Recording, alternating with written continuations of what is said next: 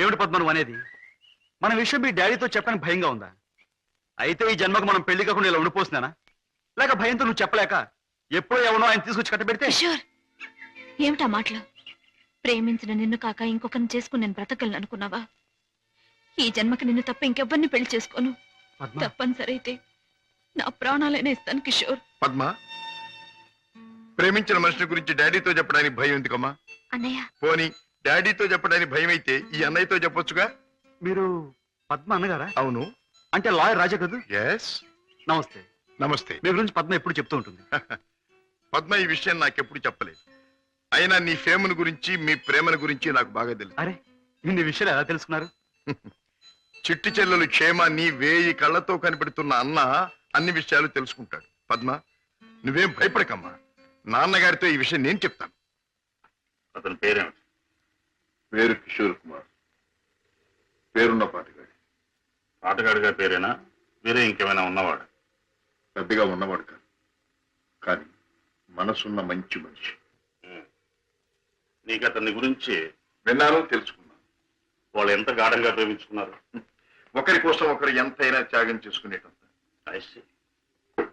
అయితే నేను అతన్ని కలిసి మాట్లాడి చెప్తాను. ఓకే.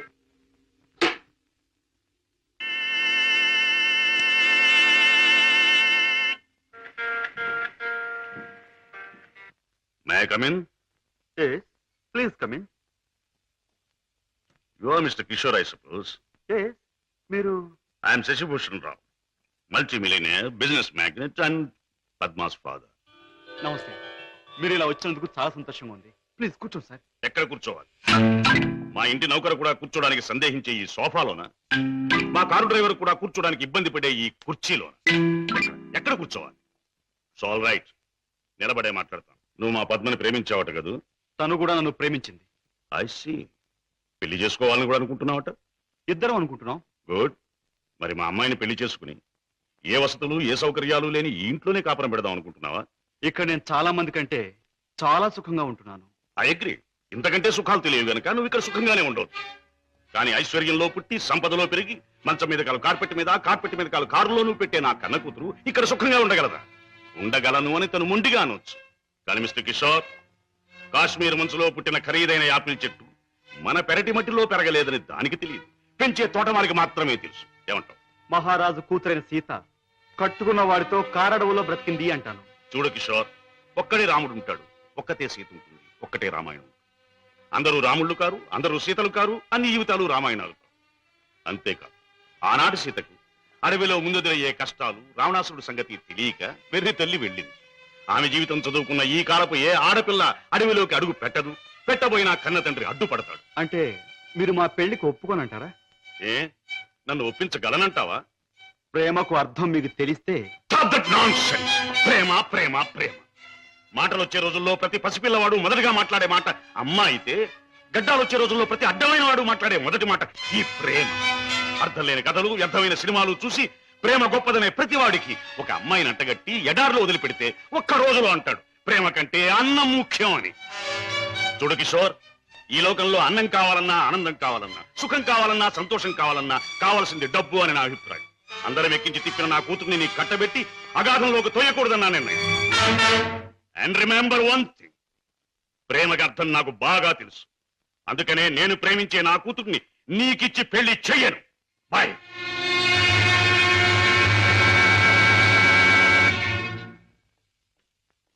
డాడీ, కిషోర్ని కలిశారా? అన్ని విషయాలు మాట్లాడారా? పెళ్లి ముహూర్తం నిశ్చయించారా? నిర్ణయించాను. రాజా, నేను ఇవాళ అర్జెంటుగా హాంకాంగ్ పెడుతున్నాను. వారం రోజుల్లో తిరిగి వస్తాను. నేను వచ్చిన 2వ రోజునే పద్మకి పెళ్లి. బట్ వన్ థింగ్, పద్మ పెళ్లి జరిగేది కిషోర్తో కాదు, నా స్నేహితుడైన కోటీశ్వరుని కొడుకుతో. డాడీ, ఇది నా తుది నిర్ణయం. It's final.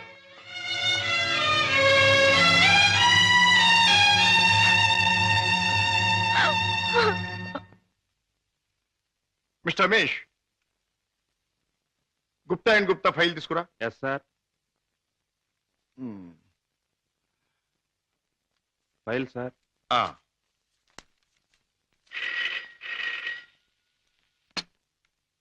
Hello, Raja speaking.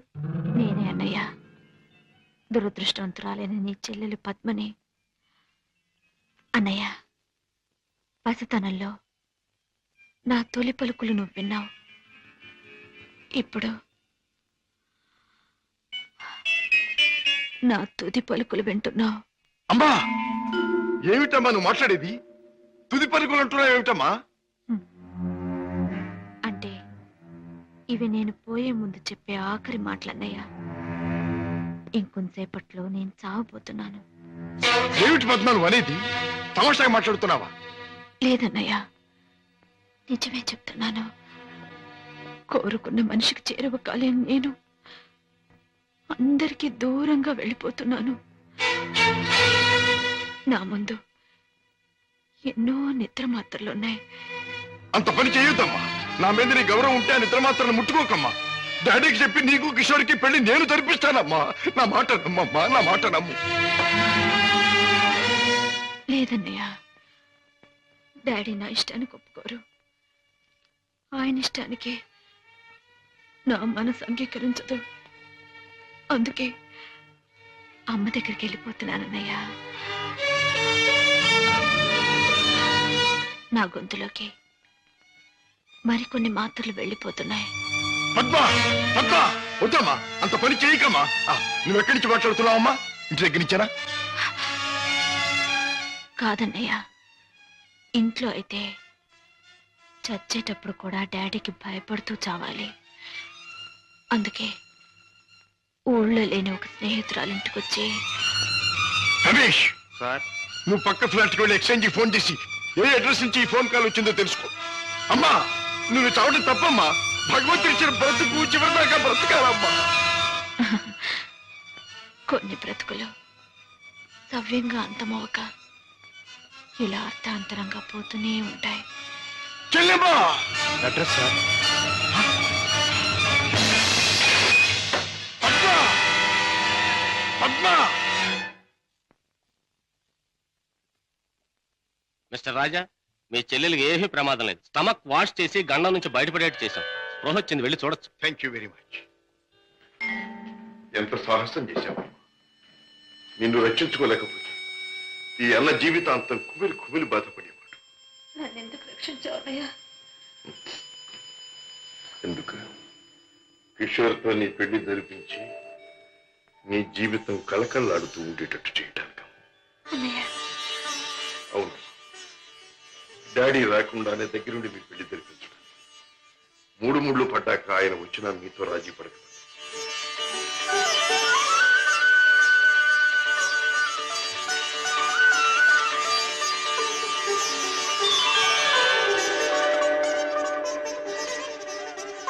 చిలకా గోరింకిల్లాగా మీ జీవితం నిండుగా ఉండాలి. కిషోర్, నువ్వు పాడే పాటలాగే మీ జీవితం మధురాతి మధురం కావాలి. బావా, నేను కోరుకున్న పద్మని నా జీవిత భాగస్వామిగా చేశావు. Thank you very much.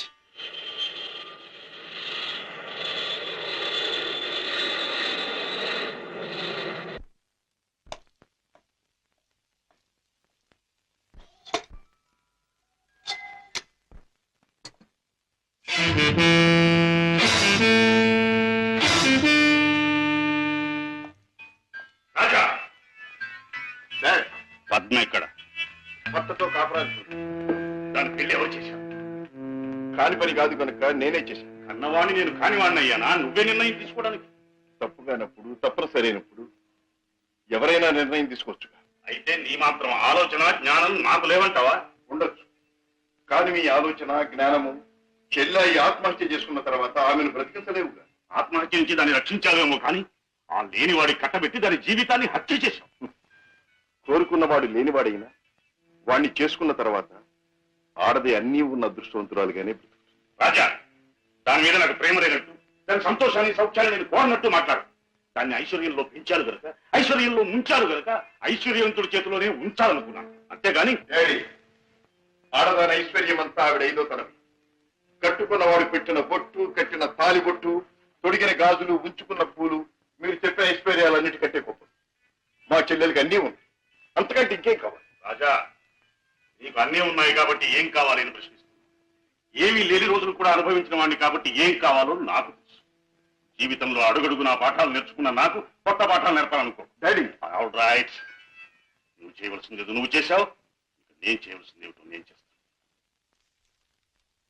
Coffee. Daddy. Hello Padma, కులాసగా ఉన్నావా? కూర్చోండి డాడీ. పర్వాలేదు. మిస్టర్ కిషోర్, నువ్వు పద్మను పెళ్లి చేసుకోవటం నాకు ఎందుకు ఇష్టం లేదో నీకు తెలుసు. అయినా నువ్వు చేసుకున్నావు. Anyway, wish you happy married life. Thank you sir. But నాదొక్క కోరిక. ఏమిటది? ఈ లోకంలో నేను నా కొడుకుని కూతుర్ని చూసుకు బ్రతుకుతున్నా. వాడు నా ప్రాణం అన్నా కళ్ళన్నా తక్కువే అవుతుంది. కారణం అంతకంటే ఎక్కువ కనుక. కిషోర్, ఆడపిల్ల కన్నవాళ్ళని, ఉన్న ఇంటిని, ఇంటి పేరుని వదులుకుని పరాయి వాడిని నమ్మి వెళ్ళిపోతుంది. అలా తమను వదిలి వెళ్ళి ఆమె సుఖంగా ఉండాలని ఉన్నంతలో కట్నాలని, కానుకలని, చీరలని, సారెలని ఇచ్చి పంపుతారు కన్నవాళ్ళు. అందరూ కన్నతండ్రుల్లాగే నేను కూడా నా కూతురు సుఖంగా ఉండాలని కోరుకుంటున్నాను. అయితే అందరి కన్నతండ్రుల కంటే నేను కలిగిన వాడిని కనుక, నువ్వేమీ లేనివాడివి కనుక ఇది నీకు ఇస్తున్నాను. చెక్ బుక్ నీ ఇష్టం వచ్చినంత డ్రా చేసుకో.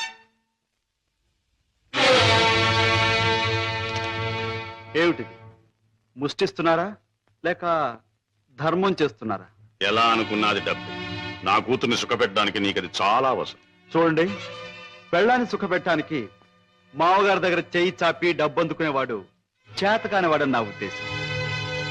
నా భార్య కోసం సౌఖ్యం సౌకర్యాలు ఏర్పాటు చేసి ఆనందంగా ఉండేట్లు చేయగలను నేను. I'm sorry, me cheque book అక్కర్లేదు. నేను సంపాదించుకోగలను డబ్బు. గిటారు వాయించడం, గొంతెత్తి పాడడం అంత సులభం అనుకుంటున్నావా డబ్బు సంపాదించడం? తలుచుకోవాలి కానీ ఈ లోకంలో డబ్బు సంపాదించడం అంత తేలికైన విషయం మరొకట్లేదు. అంత ఖచ్చితంగా ఎలా చెప్పగలవు? చెప్పడం కాదు, చేసి చూపిస్తాను. ఓ, అంత సమర్థుడివా? Well, let's see. డాడీ, కాసేపు ఉండి వెళ్ళండి డాడీ. నో, నేను వెళ్ళాలి. పద్మ, ఈ డాడీని చూడాలనిపిస్తే నువ్వు ఎప్పుడైనా ఇంటికి రావచ్చు. Best of luck.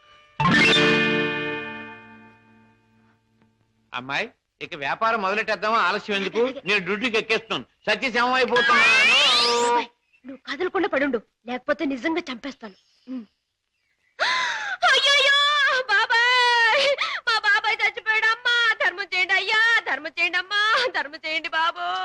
అయ్యయ్యో బాబాయ్ బాగా డబ్బులు పడుతున్నాయి, బాగా ఏడు. అయ్యో రామా, రామా అయ్యో చచ్చిపోయాడండి. అయ్యో రామా, రామా బాబు, కారాపడి కారాపడి బాబు, మా బాబాయ్ చచ్చిపోయాడు బాబు. రామా, అయ్యయ్యో. ఏం పిల్ల, మొన్న నువ్వు తెచ్చినట్టే ఇవాళ మీ బాబాయిని చంపి పడుకోబెట్టావా? మీరా బాబు? మొట్టమొదటి మొండి గిరాకి తగిలింది. ఆగు, ఎక్కడికి వెళ్తావు? ఇవాళ ఏమైనా సరే ఖచ్చితంగా పెట్రోల్ పోసి శవాన్ని తగలబెడతాను. ఎవరు శవాన్ని బాబు? నీ శవాన్నే బాబాయ్. అనాథ ప్రేతానికి అగ్ని సంస్కారం చేస్తే పుణ్యం వస్తుందంటారు పెద్దలు. అదే తగిలేస్తాను. నువ్వెక్కడ దొరికావయ్యా దేవుడా? మా వ్యాపారం మమ్మల్ని తెలుసుకునేవ్వా? మా బ్రతుకులు మమ్మల్ని బతకనివ్వా? మా చావు మమ్మల్ని చావనివ్వవా? నిన్ను చస్తే చావనివ్వను. చావనివ్వు, చావనివ్వు. ఎక్కడికి పారిపోతావు? సార్ సార్ సార్ సార్, నన్ను వదిలేయండి సార్. ఏమైనా సరే ఈసారి నేను వదిలేది లేదే చిలక. నీ పేరేమన్నావు? సీత సార్. రాముడు ఎక్కడ తగల్లా? లేదు సార్. అందుకే ఇలా ఆంజనేయుడి వెంటబడి అడ్డమైన దారులు తొక్కుతున్నావు. ఈసారి నీకు అత్తవారింట రాజ మర్యాదలు తప్ప. సార్ సార్, నన్ను జైల్లో పెట్టిస్తే ఇద్దరు పసివాళ్ళు ఏడుస్తారు. వాళ్ళ ఉసురు మీకు తగులుతుంది. ఇద్దరు పసివాళ్ళ? అయితే నీ కట్టుకథ చెప్పి నన్ను తప్పించుకుందాం అనుకుంటున్నావా? కథ కాదు సార్, నిజం. దేవుడు తోడు. వాళ్ళని పెంచడం కోసమే నేను ఈ వేషాలు వేసేది.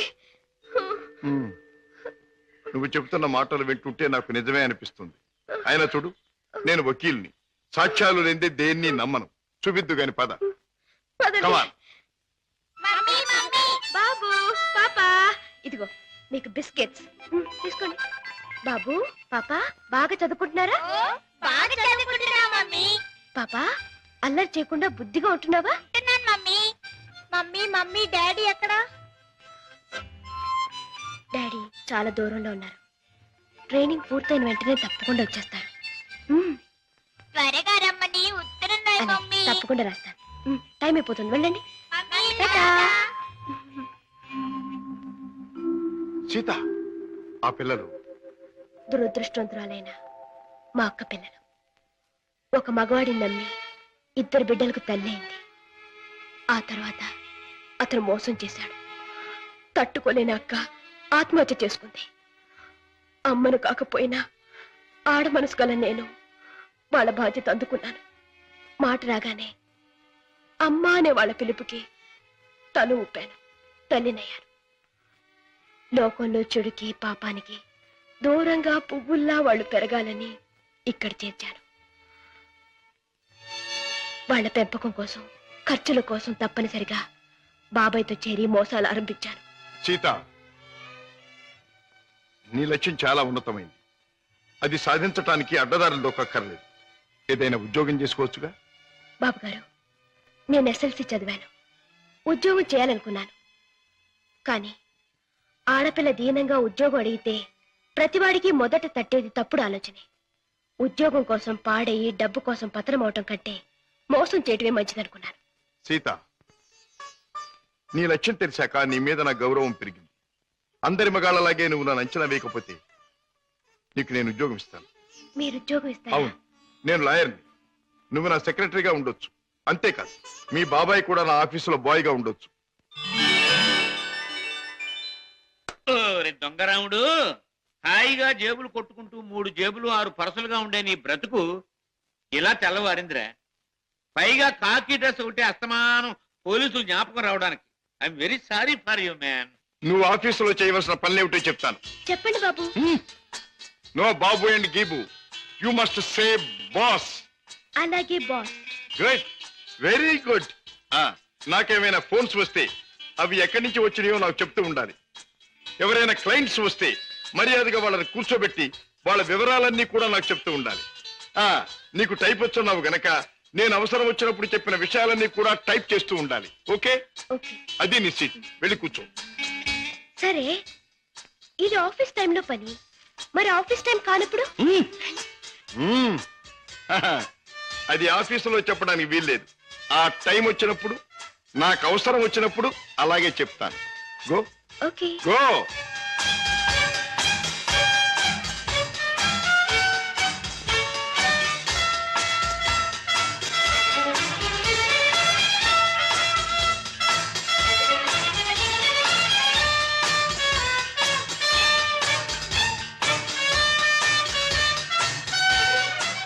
As per the proceedings and dictations of the court, it has been clearly understood that...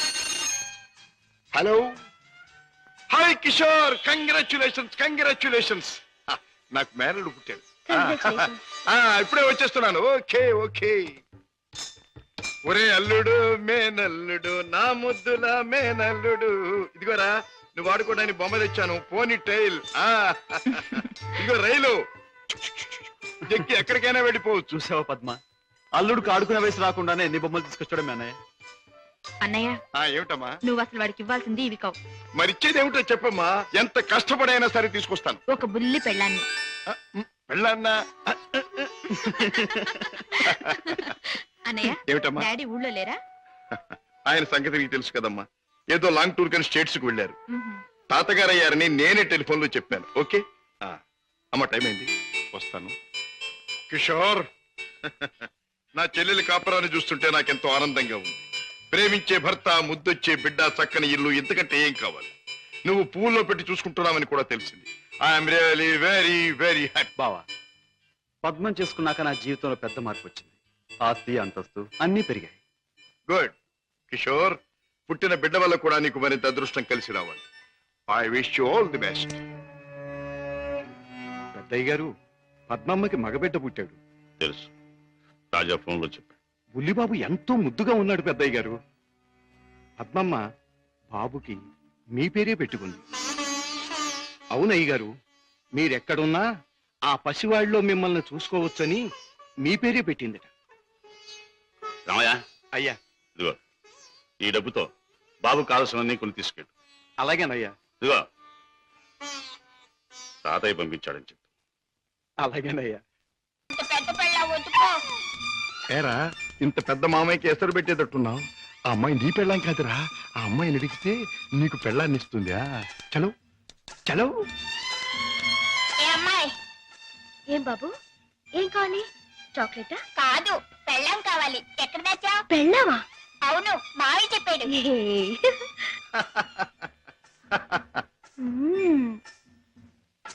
అమ్మా అమ్మమ్మమ్మమ్మమ్మా, అబ్బా అయ్యో. ఏం బే బాబాయ్ కుంటున్నావు? ఆ, బాబు ఏం చెప్పను, సంకెళ్ళి మూతికి తగిలి మూతెళ్ళి మోకాలు కొట్టుకుంటే మోకాలు నెత్తి లకేశాన్ని కొట్టుకోవాలా? కొట్టుకోపోయింది. నోర్మైంది బాబాయ్ గారు, మీరు పాత అలవాటు ప్రకారం ఎవడి జేబులోనో చెయ్యి పెట్టబోయి ఉంటారు, వాడు వాయించుంటాడు. నేనే తప్పు చేయలేదు బాబు. సెలవు కదా అని చేపలు కొనుక్కు తిందామని బెస్తపేట వెళ్ళాను. అక్కడ ఒక పెద్ద చేపను డబ్బులు ఇచ్చి కొనబోతే ఈ చేప నాది అని ఒక రౌడీ వచ్చాడు కూర్చున్నాడు బాబు. అయ్యయ్యో నీదేంటి నాది అని ఇంకా నేను అనలేదు బాబు. వాయించేశాడు బాబు నన్ను. చేపల పులుసు దేవుడు ఎరుగును, నా ఒళ్ళు పులుసు చేసేసాడు బాబు. ఇది నీకు అన్యాయం, మా బాస్తో చెప్తాను, మా బాస్ని తీసుకొస్తాను అని అంటే ఏమన్నాడో తెలుసా బాబు? ఏమన్నాడు? ఏయ్ చెప్పుకోబే, దమ్ముంటే మీ బాస్ని తీసుకురా, ఇద్దరిని కలిపి కోసి పులుసు పెట్టుకుంటాను అన్నాడు బాబు. అంత మాట అన్నాడు? డామిట్ సీత, నువ్వు బాబుని తీసుకెళ్ళి ఇంట్లో దింపేయి. సరే. బాబాయ్ పద.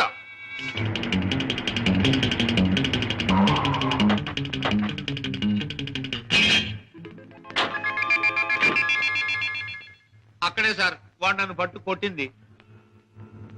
పద. సార్ సార్ సార్ నాకు భయంగా ఉంది సార్, నేను కారులో ఉంటాను సార్. నేను వింటున్నాను కదరా, పద. అయ్యో అయ్యయ్యో, ఇప్పుడే కదా సార్ తన్నాడు. బాబు బాబు బాబు కదా నా బాబు. వీరికి సన్నాసి. ఇదిగో ఇక్కడ రౌడీ నాకు లేవడు. ఆడితో ఎందుకు బాబు గొడవ? మీ దారి మీరు వెళ్ళిపోండి. పెడతాను కానీ వాడు ఎక్కడున్నాడో చెప్పండి. ఇక్కడే ఉన్నాను బే.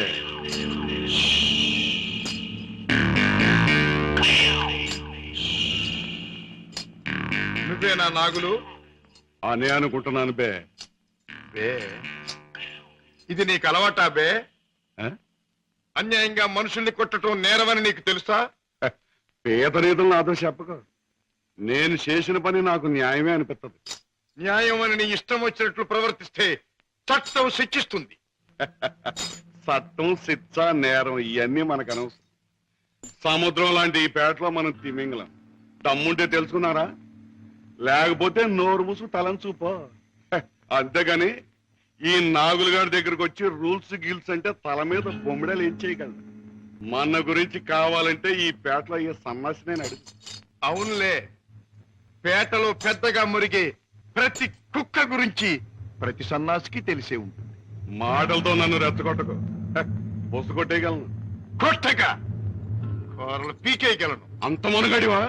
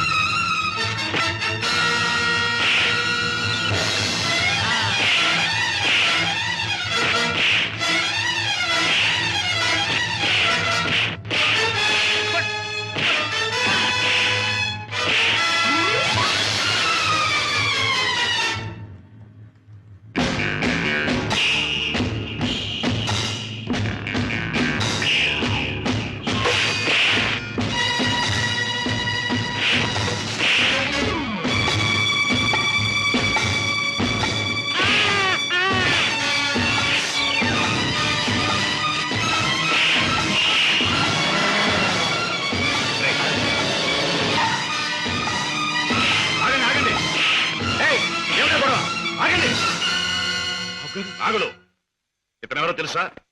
నా కన్న కొడుకు, నా ప్రాణానికి ప్రాణం. ఈ బాబు గారు మీ అబ్బాయా? నాకు నిజంగా తెలియదు బాబు. తెలుసుంటే చేయెత్తకపోదును, మాట తొలగపోదును. నన్ను మన్నించండి బాబు. ఏ నాన్నగారు, ఈ నాగులు మీకు తెలుసా? తెలుసు అంటే మీ నాన్నగారు నాకు తెలియపోటేంటి బాబు. ఒకప్పుడు గ్యాలంలో చిక్కున్న చేపలాంటి నన్ను బయటికి లాగి తిన్నెట్టి బతికించారు. ఇది నాకు దేవుడితో సమానం బాబు గారు. రాజా పెడదాం పద. రాజాబాబు, ఏ నాగులు, ఇక నుంచి ఈ నాగులు మీ నమ్మిన పంట అనుకోండి. కట్టం వచ్చినా కన్నీరు వచ్చినా ఈ నాగులున్నాడనే సంగతి మాత్రం మర్చిపోకండి బాబు. నాగులు, ఇక నుంచి అమాయకుల మీద చేసుకుంటాం. కష్టపడి సంపాదించి బ్రతకటం నేర్చు. అలాగే బాబు. కమాన్.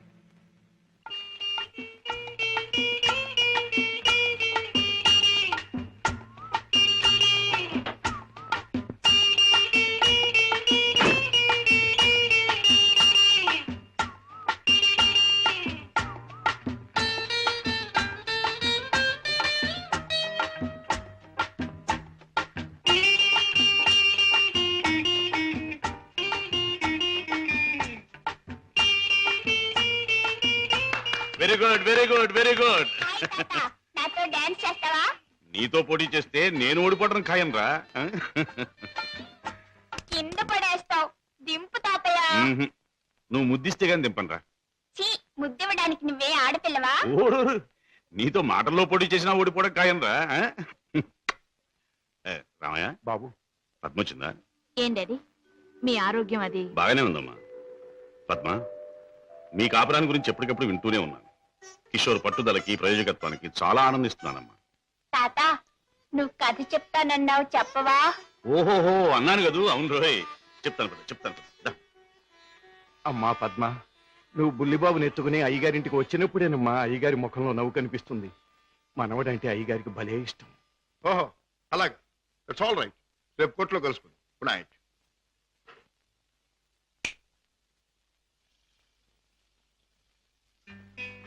డాడీ, ఇలా వచ్చారేమిటి?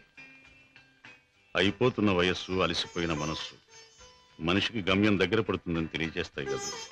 అలాంటప్పుడు మిగిలిపోయిన కోరికలన్నీ త్వరగా తీర్చుకోవాలని ఆశపడతాడు మనిషి. It's natural. అవునా? మీ మనసులో ఉన్న కోరిక ఏమిటి?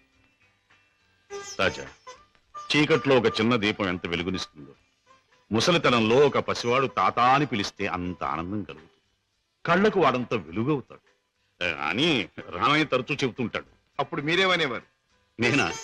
నిజమేనని ఒప్పుకునేవాడిని. రాజా, అనుక్షణం బిజినెస్ వ్యవహారాల్లో పడి కన్నబిడ్డలకు జరపవలసిన ముద్దు ముచ్చట్లు మర్చిపోతున్నానేమో అనిపిస్తుంది. అందుకే పద్మ తన పెళ్లి తాను చేసుకుంది. ఆ పెళ్లి కళ్ళారా చూసి అదృష్టం పోగొట్టుకున్నాను. కానీ రాజా, నీ విషయంలో మాత్రం అలా జరగదు. నీ మనసులో ఎవరైనా ఉంటే చెప్పు, నేను అభ్యంతర పెట్టను. మనస్ఫూర్తిగా ఒప్పుకుని దీవిస్తాను. Thank you daddy, thank you. Good night. Good night. అవును బాస్, ఆ రంగయ్యని మీరు ఎలాగైనా రక్షించాలి. అసలు ఆ రంగయ్య ఎవరు? మా ఇంటి దగ్గర ఉండే టాక్సీ డ్రైవర్. మనిషి ఎంతో మంచివాడు, అమాయకుడు. చెయ్యని నేరానికి అన్యాయంగా జైలు పాలయ్యాడు. అతని మీద ఆధారపడ్డ అతని కుటుంబం అంతా చాలా బాధపడుతున్నారు. బాస్, మీరు ఎలాగైనా రక్షిస్తే వాళ్ళ కుటుంబానికి సాయం చేసిన వాళ్ళు అవుతారు. అలాగే సీత, ఈ కేసు నేను టేకప్ చేస్తాను. నేరస్తుల్ని శిక్షించడమే కాదు, అమాయకుల్ని రక్షించడం కూడా న్యాయవాదుల బాధ్యత, కర్తవ్యం. It's my duty. రంగయ్య, తప్పు చేయని వాడు దేనికి భయపడక్కర్లేదు. నీకు జరిగింది ఏమిటో చెప్పు. చెబుతాను బాబు, చెబుతాను. బెస్తపేటలో ట్యాక్సీ పెట్టి కూర్చున్నాను. ఇంతలో ఓ పెద్ద మనిషి చేపల గంప డిక్కీలో పెట్టించి ట్యాక్సీ ఎక్కి కూర్చున్నాడు.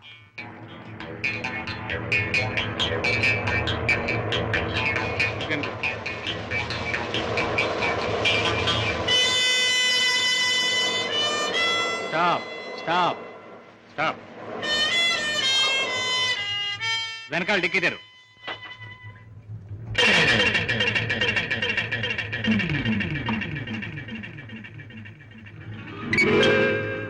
ఈ చేపల గంప ఎవరిది? నాది కాదు సార్, ట్యాక్సీలో వచ్చిన వారిదండి. అలాగా.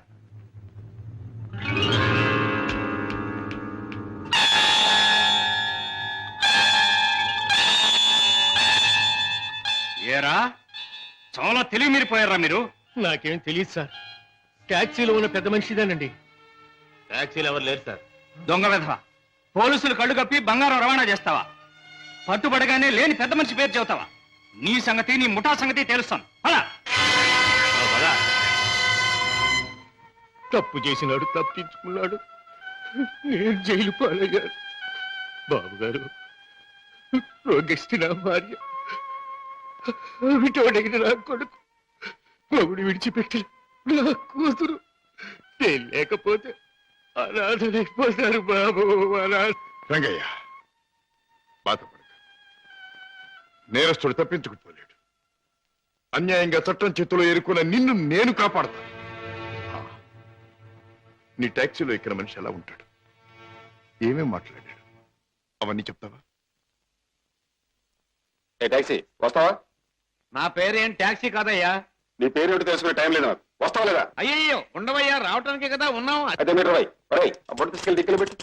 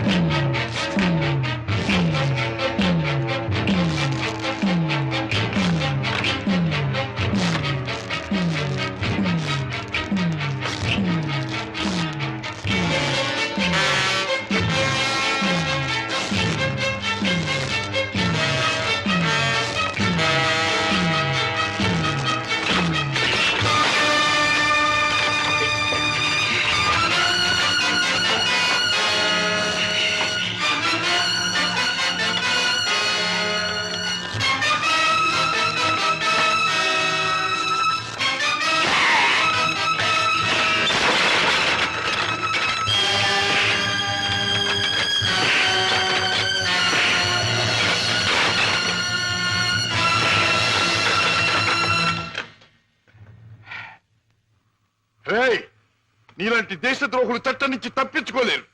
నీలాంటి దుర్మార్గులు ఈ స్మగ్లింగ్ నేరాలు చేస్తూ ఉంటే పాప అమాయకులు శిక్షించబడుతున్నారు. నువ్వు చేసిన వెధోపరికి పాప టాక్సీ డ్రైవర్ జైలు పాలయ్యాడు. పెద్ద దేశభక్తున్నంటూ నేరస్తులను పట్టుకుంటాను, దేశద్రోహులు శిక్షిస్తానని కబుర్లు చెప్పే నీ ఇంట్లోనే ఉన్నాడు పెద్ద దేశద్రోహి. రాయ్, ఏమిటే మీ నాన్న ఒక పెద్ద స్మగ్లర్ తెలుసు.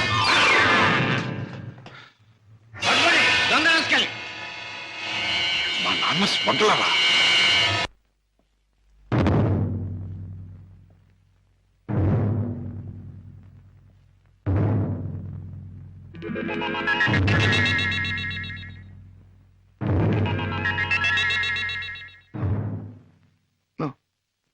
నేను నమ్మలేదు.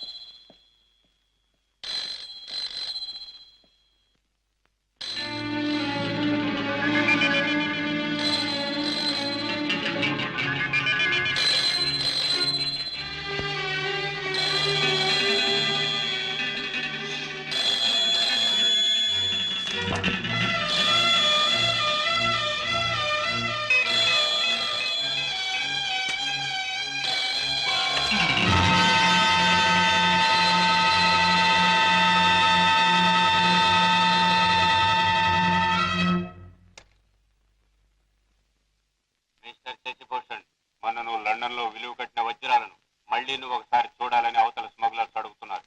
కనుక రేపు మళ్ళీ నువ్వు బయలుదేరాలని బాస్ చెప్పారు.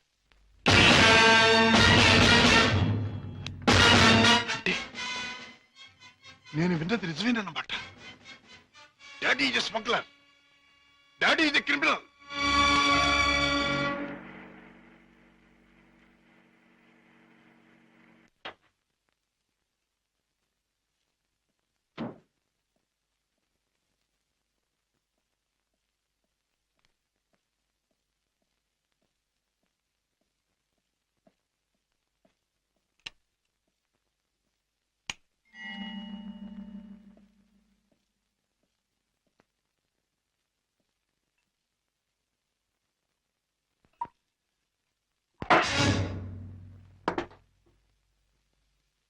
నాకు పోయండి రాజా.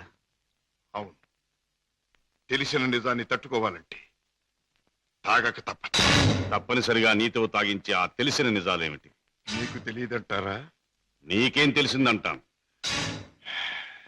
ఏనాడో తెలియవలసింది, లేదా ఎప్పటికీ తెలియకూడంది తెలిసింది.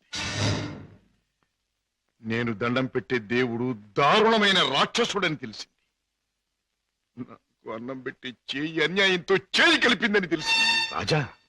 అవుండే, మిమ్మల్ని గురించి భయంకరమైన నిజం ఒకటి తెలిసింది. మీరు చేసేది స్మగ్లింగ్ అని తెలిసింది. మీరు నేరస్తులని తెలిసింది. తెలియగానే నేను నమ్మలేదు. ఇప్పటికీ నమ్మాలంటే నా మనసు ఒప్పుకోవటం లేదు. అందుకే మీ నోటి వంటి మీ మాటగా మీరే చెప్పండి డాడీ, మీరు నేరస్తులేనా? చట్టం దృష్టిలో దోషులేనా? మీరు చేసేది సంఘానికి దేశానికి ద్రోహమేనా? చెప్పండి డాడీ, చెప్పండి. మై డియర్ బాయ్, నీకు తెలిసిందంతా నిజమే.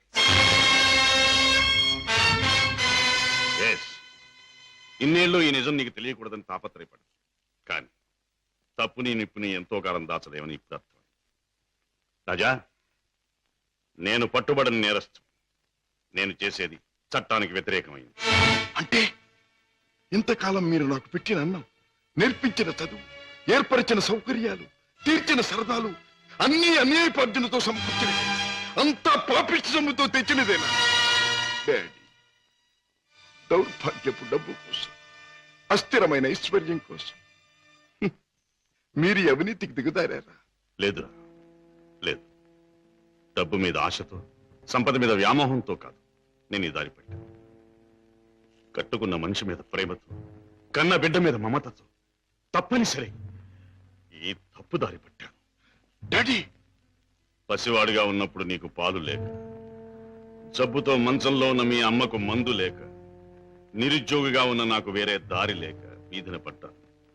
మానవ అభిమానం విడిచి తెలిసిన ప్రతివాడి ముందు చెయ్యి చాపాను. నా భార్యా బిడ్డలను రక్షించమని అడిగాను, అర్థించాను, ప్రార్థించాను. కానీ ఏ ఒక్కడూ పట్టించుకోలేదు. మనిషికి మనిషి సాయపడని ఈ లోకంలో సాయపడేది మనిషి సృష్టించిన డబ్బే. నా భార్యా బిడ్డలు బ్రతికించుకోవడం కోసం, ఆ డబ్బు కోసం జీవితంలో మొదటిసారిగా తప్పుదారి తొక్కాను. ఆపై నా పిల్లల్ని పెంచుకోవడానికి, 2 పూట్ల అన్నం పెట్టుకోవడానికి అరణ్యం లాంటి ఈ లోకంలో ఆ తప్పుదారి నాకు తప్పలేదు. Those unavoidable circumstances have driven me to this state. Daddy, ప్రతి నేరస్తుడు తాను చేసింది న్యాయమని చెప్పుకోవడానికి తగినంత కారణం ఉండొచ్చు, కథ ఉండొచ్చు. కానీ ఎంత మాత్రాన అతను చేసింది నేరం కాకపోదు. రాజా, కన్నబిడ్డలకి తిండి పెట్టడం కోసం ఒక జంతువు మరొక జంతువుని చంపుతుంది. దాని సృష్టి సహజం అంటాం. వాటికున్న ప్రేమానురాగాలు మనుషులకు ఉండకూడదంటావా? ఆ ప్రేమానురాగాల వల్ల చేసే పనిని తప్పంటావా? ప్రేమానురాగాలు ఉండొచ్చు, కానీ జంతువుల కంటే మనుషులు ఎన్నో వేల రెట్లు గొప్ప ప్రాణులు కనుక ధర్మం, న్యాయం సంగతి కూడా ఆలోచించాలి. అయితే ఒక తండ్రిగా నా బిడ్డల్ని నేను రక్షించుకోవటం నాకు న్యాయం. వాళ్ళ కోసం ఏ పని చేసినా అది నాకు ధర్మమే. డాడీ, మా మీద మీకు గల ప్రేమ మిమ్మల్ని నేరస్తుడిగా మార్చినందుకు నేనెంతో జాలిపడుతున్నాను. ఇంతకాలం ఆ పాపిష్టముతో మమ్మల్ని పోషించే కంటే ఆనాడే మా ప్రాణం తీసినా బాగుండే. రాజా, నువ్వు ఒక బిడ్డకు తండ్రి అయి ఉంటే ఈ మాట అనలేకపోయేవాడు, ఆ పని చెయ్యలేకపోయేవాడు. డాడీ, బిడ్డని చెప్పలేకపోతే నేనైనా చచ్చిపోయేవాడిని, కానీ మీద తప్పులు మాత్రం చేసేవాడిని కాదు. ఇంతకాలం ఈ పాపిష్టి సొమ్ము తిన్నానంటే చచ్చా నా మీద నాకే అసహ్యం వేస్తుంది. అన్యాయపార్జనతో న్యాయవాద వృత్తి చదివానంటే నా మీద నాకే కోపం వస్తుంది.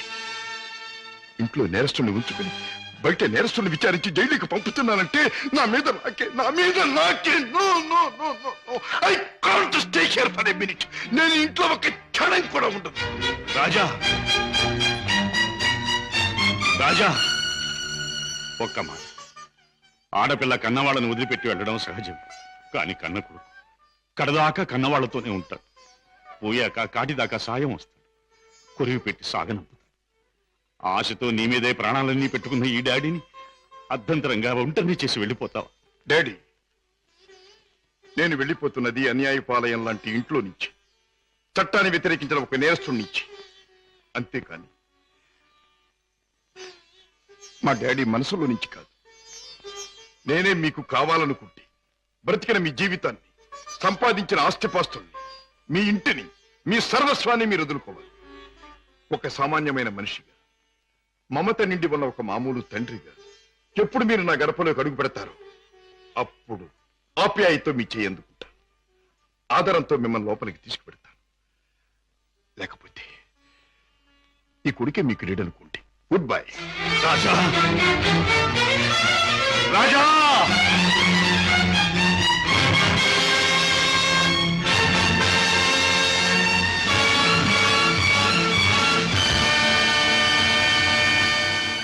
రాజును చెప్పేది మీ నాన్నగారు స్మగ్లర్స్ బుట్టాకు సంబంధించిన వారా?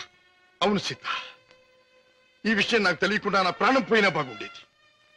నాది గొప్ప పుట్టుకని, నా తండ్రి ఒక గొప్ప వ్యక్తి అని గౌరవంగా తలెత్తుకు తిరిగిన నేను ఈ నిజం లోకానికి తెలిస్తే తల వంపులు కావాలి, లేదా తల వంచుకు చావాలి. బాధపడకు రాజా. సీత, మగవాడిగా నాకేం పర్వాలేదు. కానీ డాడీ నేరస్తుడనే విషయం నా చెల్లెలికి, ఆమె భర్తకి తెలిసిన రోజున ఆమె కాపురం వల్ల కల్లోలమవుతుంది. నేరస్తుడి కూతురు తన భార్య అని తెలిసిన రోజున నా బావ ఆమెను అసక్కించుకోవచ్చు, లేదా వదిలేయచ్చు. రాజా, ఆమెకి నిజం తెలియనివ్వద్దు. అవును, మా బ్రతికేమైనా సరే నా చెల్లెలి కాపురం చక్కగా ఉండాలి. అందుకే ఆమెకి నిజం తెలియనివ్వకూడదు. ఏమిటి, అన్నయ్య ఇంట్లోంచి వెళ్ళిపోయాడా? అవునమ్మా, 2 రోజులైంది. అప్పటి నుంచి పెద్దయ్య గారు తిండి కూడా మానేసి తన గదిలో కూర్చుని కుమిలిపోతున్నారు. ఏం జరిగింది రామయ్య? అసలు గొడవ ఎందుకు వచ్చింది? నాకు తెలియదమ్మా. ఇద్దరూ గదిలో ఏదో గొడవ పడ్డారు. రాజాబాబు తనే పోతానన్నాడో పెద్దయ్య గారు పొమ్మన్నారో నాకు తెలియదమ్మా. బాబేడి? తాతగారు తాతగారు. నువ్వా బాబు? రా, కూర్చో. నువ్వైనా వచ్చావు, సంతోషం. మా ఎండిపోయాడా? ఎందుకని? నువ్వు కోపడ్డావా? లేదు బాబు, వాడే నన్ను కోపడి వెళ్ళిపోయాడు. ఉండమని ఏడ్చినా ఉండలేదు. ఏమిటి డాడీ, అన్నయ్య ఎందుకు వెళ్ళిపోయాడు? మిమ్మల్ని ఎందుకు కాదనుకున్నాడు? కాదనుకున్నది వాడు, వెళ్ళిపోయింది వాడు. ఈ ప్రశ్న నన్ను కాదమ్మా అడగాల్సింది. వాణ్ణి చూడమ్మా, మీ అమ్మ చనిపోయినప్పుడు మీ ఇద్దరిని చూసుకుని బతికాను. నువ్వు పెళ్లి చేసుకుని వెళ్ళిపోయినప్పుడు వాణ్ణి చూసుకుని బతికాను. ఇప్పుడు వాడు కూడా వెళ్ళిపోతే ఇంకెవరిని చూసుకుని బ్రతకాలి? ఎందుకు బ్రతకాలి? బాధపడకండి డాడీ, నేను అన్నయ్యతో మాట్లాడతాను. నచ్చ చెప్పి మనసు మార్చి మీ దగ్గరకు వచ్చేటట్టు చేస్తాను. పద్మా, ప్లీజ్, నేనేమి చెప్పలేను, చెప్పను. నన్నేమి అడగకు. నిన్నేమీ అడగనన్నయ్యా, కానీ నేనే ఒక విషయం చెప్తాను విను. అమ్మ పోయాక మళ్ళీ పెళ్లి చేసుకుంటే సవతి తల్లి మనల్ని సరిగ్గా చూడదని మళ్ళీ పెళ్లి చేసుకోవడం మానేశారు ఆయన. తల్లి లేని లోటు పెంపకంలో తెలియకూడదని తనే తెల్లై మనల్ని పెంచారు. పెరిగొస్తున్న మనమే తన సర్వస్వం అనుకున్నారు. ఇలా జీవితంలో ఎంతో త్యాగం చేసి ఎన్నో సుఖాల్ని పోగొట్టుకున్న మన డాడీ ఈ రోజు నువ్వు ఇల్లు విడిచిపెట్టరాగానే ఎంత కుమిలిపోతున్నారో తెలుసా? అన్నయ్య, ఈ వయసులో ఆయన ఎందుకు బాధ పెట్టాలనుకుంటున్నావు? ఎందుకు ఒంటరివాణ్ణి చేసి శిక్షించాలనుకుంటున్నావు? ఎందుకు ఆయన గుండెల్ని గాయపరచాలనుకుంటున్నావు? ఎందుకన్నయ్యా, ఎందుకు?